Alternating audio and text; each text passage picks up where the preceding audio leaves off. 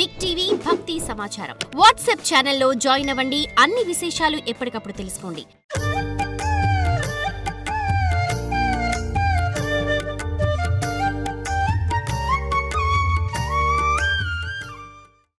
కశిపుడు కోరుకున్నటువంటి వరం ఎక్కడా నాకు మరణం కాకూడదు అని చాలా కండిషన్ పెడతాడు. ఈయన కూడా చిన్న కండిషన్లు పెట్టాడు. అంత పెద్ద కండిషన్స్ కాకపోయినా ఈయన కూడా కండిషన్సే పెట్టాడు. తపస్సును ఏ విధంగా దుర్వినియోగం చేసుకుంటారు చూడండి. ఏదో కొంచెం భక్తి ఉండి పూర్వజన్మలో ఒక మంచి స్థలానికి చేరుతారు. అది వాళ్ళవా అనుకుంటారు. నేనేమో చేశాను, నా సేవ నుంచి, నా గొప్పతనం నుంచి, నా విద్య నుంచి, నా సేవ నుంచి నేను దగ్గరయ్యాను అనుకుంటారు. తప్పది. ఎప్పుడో జన్మలో చేసుకున్నటువంటిది. అది ఆ పుణ్యం ఉండేంత వరకు నా దగ్గర ఉంటారు. పుణ్యం అయిపోయిన తర్వాత ఆ క్షణంలోనే బయలుదేరిపోతారు. బయలుదేరిపోవటం కాక ఆ దేవతనే తిడతారు కూడా. ఎందుకంటే వాళ్ళు రాక్షసత్వంలో ఉండిన వాళ్ళు కదా. అకస్మాత్తుగా ఏదో ఛాన్స్ ఒక లాటరీ కొట్టినట్టుగా కొట్టింది వాళ్ళకి. అందుకని గురు సన్నిధికి వచ్చిన తర్వాత పూర్వంలో ఏది తపస్సు చేశారో, పూర్వంలో ఏది మంచి చేసుకున్నారో, మళ్ళీ ఇక్కడ కూడా అది చేస్తే అది కంటిన్యూ అవుతుంది. అది లేకపోతే ఖర్చు అయిపోతుంది. ఇప్పుడు బ్యాంకులో పెట్టారనుకోండి డబ్బులు, బ్యాంకులో లేక వదిలితే వడ్డీ మాత్రం తీసుకుంటే అట్లే పోయి ఉంటుంది. అసలే తీసుకుని తినేస్తే ఏమీ వెయ్యకోకుండా ఏమీ ఉండదు, జీరో అయిపోతుంది. ఈయన అడిగింది ఇట్లా అడిగాడు. ఆయుధాల చేత కానీ స్త్రీ పురుషుల చేత కానీ నాకు మరణం రారాదు అని అరుణుడు కోరుకున్నాడు. ఆ వరబలముతో వాడు స్వర్గాన్ని ఆక్రమించి లోకాలను పీడించసాగాడు. దేవతలు శివ విష్ణువులను ప్రార్థించారు. అరుణుడికి గాయత్రి జపం వల్ల ఈ శక్తి వచ్చింది కనుక శివ విష్ణువులు దేవతల చేత అంబా యజ్ఞం చేయించారు. ఆ యాగం జరుగుతుండగానే బృహస్పతి అరుణాసురుడి దగ్గరికి వెళ్ళి, మేము ఉపాసించే గాయత్రినే నీవు కూడా ఉపాసిస్తున్నావు కనుక నీవు కూడా దేవజాతిలో వాడివే కనుక నా శిష్యుడివే అన్నాడు. రాక్షసులకు అది అవమానం కదా, నా శిష్యుడే అంటే. అందుకు అరుణుడు కోపించి గాయత్రి జపమే వదిలేశాడు. గాయత్రి నుంచి కదా నాకు అక్కర్లేదు అని. అహంకారం చూడండి. అసలు దాని నుంచే వాడికి శక్తి వచ్చింది. మేము కూడా చేస్తాం, నువ్వు కూడా అదేం మహా పెద్ద, నువ్వు కూడా చేస్తున్నావు అనే లోపల వాడికి నేను ప్రత్యేకంగా వేరే చేసేది వదిలేశాడు. దేవతలు దేవి ఉపాసన చేస్తూ ఉండగా చివరకు ఒక రోజున దేవి సుందర రూపంతో ప్రత్యక్షమైంది. ఆ దేవి చుట్టూ కోట్ల కొలది తొమ్మిదలు జూంకారాలు చేస్తూ ఉన్నాయి.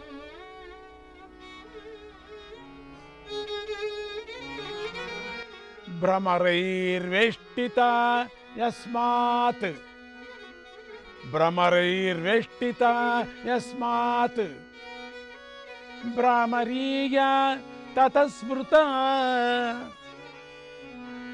భ్రామరీయ తతస్మృత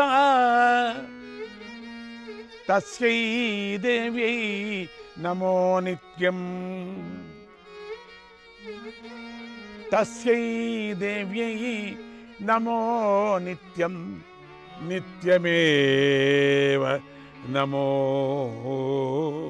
నమః, నిత్యమేవ నమో నమః.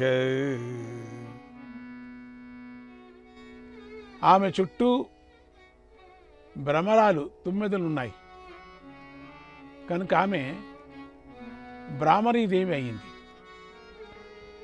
అట్టి దేవికి నమస్కారము అని అమ్మవారికి నమస్కారం చేస్తూ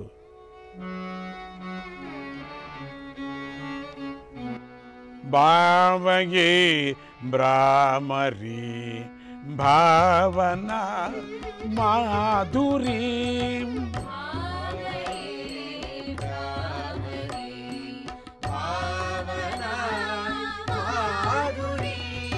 భావగే భ్రామరీ భావన మాధురీ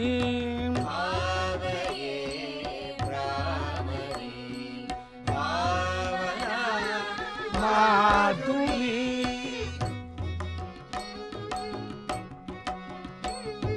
సాత్వికై సేవితాం తద్దయా పూరితాం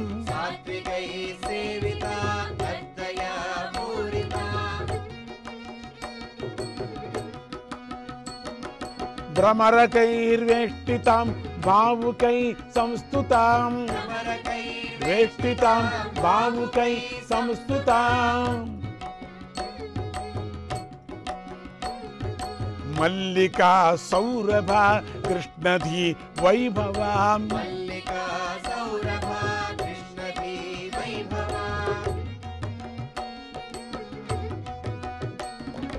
మహిష విధ్వంసనే త్రికృతోద్యోగకాం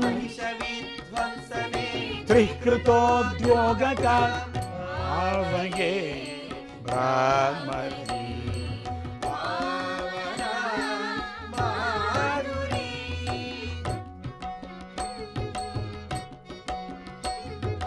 అష్టబాహాలతాం కష్టమోహాపహాం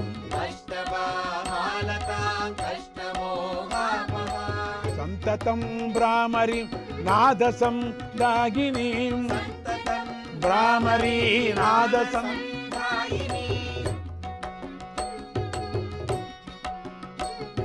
శ్రీగిరీంద్రాశ్రయాం శ్రీకరీం శ్రీమయీం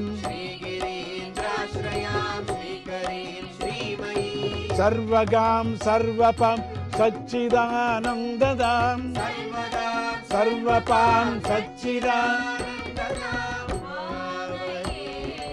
భ్రామరీ భావన మాధురీ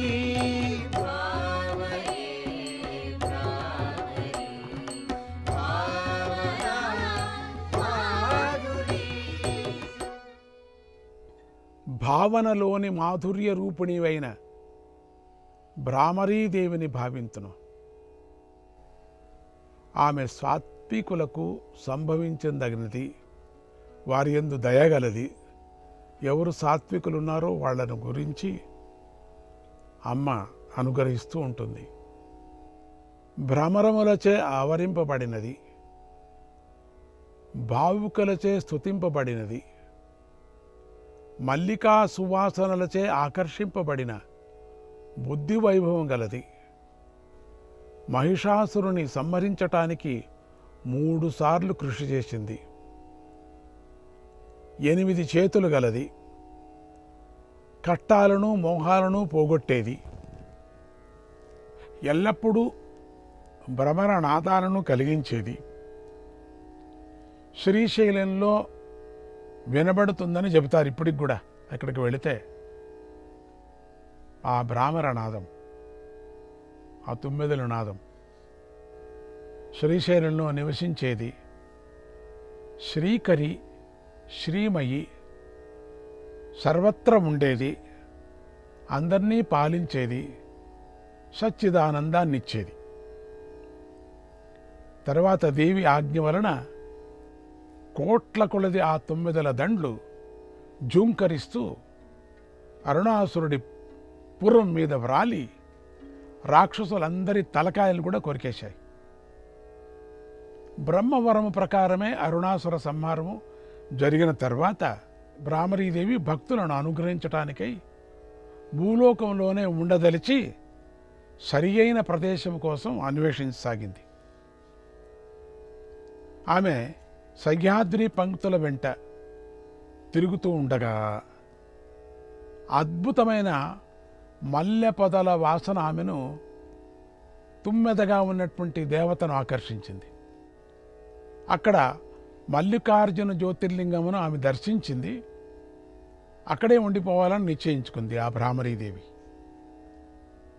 ఈమె మల్లికార్జున లింగానికి పశ్చిమంగా కొంచెం ఎత్తుగా ఉన్న చోట స్థిరమూర్తి అయి నిలిచింది. ఈ దేవిని దేవతలు, ఋషులు భ్రమరాంబ అని స్తుతించారు. ఆ కాలంలో ఆమెకు 18 భుజములు ఉండేవి. ఆ సమయంలోనే మహిషాసురుడు అనేటువంటి రాక్షసుడు విజృంభించగా వాడిని ఆమె సంహరించింది. కానీ వాడు ఆపై కల్పంలో తిరిగి జన్మించాడు. మళ్ళీ జన్మించిన జీవులను కథా సౌకర్యం కోసం అదే పేరుతో వ్యవహరించటం పురాణములు ఒక ప్రసిద్ధి.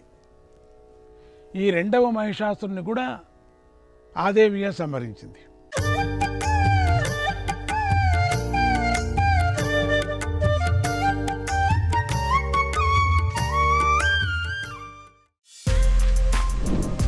For more videos like this, subscribe Big TV channel.